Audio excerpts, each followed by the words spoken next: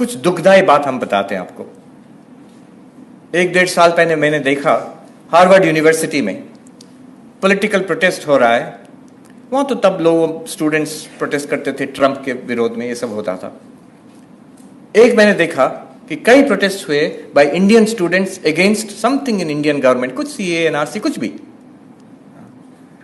There in Harvard university. तो मैंने उन स्टूडेंट से बात किया, I spoke to them. You see, have you ever noticed किस इतने सारे देश से स्टूडेंट्स है वहां पर एट हार्वर्ड यूनिवर्सिटी? कभी देखा किसी देश के स्टूडेंट अपने देश के खिलाफ प्रोटेस्ट करते हैं इन इंटरनेशनल फील्ड? कभी नहीं। I never saw it and they also could not से, हाँ ऐसा तो कभी नहीं देखा। क्या उन सब देशों में कुछ गलत नहीं है? इंडिया से बहुत ज्यादा बुरा हाल है उधर, many many countries, much worse. तो ये क्यों कर रहे हैं? अब क्यों कर रहे हैं? द रियल रीजन इज, ये बहुत खतरनाक रीजन है। इट्स नॉट रियली कि मैं ये पॉलिटिकल इशू को सपोर्ट करता हूं, हमारा गवर्नमेंट या कोई कुछ खराब कर रहा है उसके खिलाफ हम प्रोटेस्ट करें, that you can do.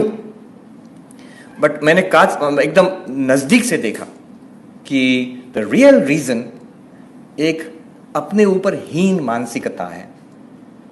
I will tell you, दे में सी, सम ऑफ द स्टूडेंट्स में सी, उनको बुरा भी लग सकता है कि मैं बोल रहा हूं उनके बारे में ऐसा, लेकिन it's not just them, it's in all of us, उसमें है।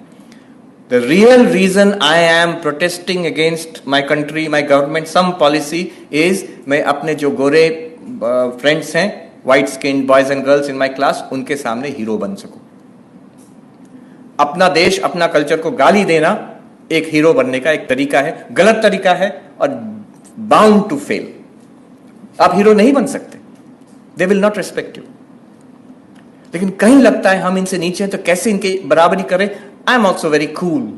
Being cool is, I'm also very cool. I can criticize my country. मैं इतना forward thinking हूँ।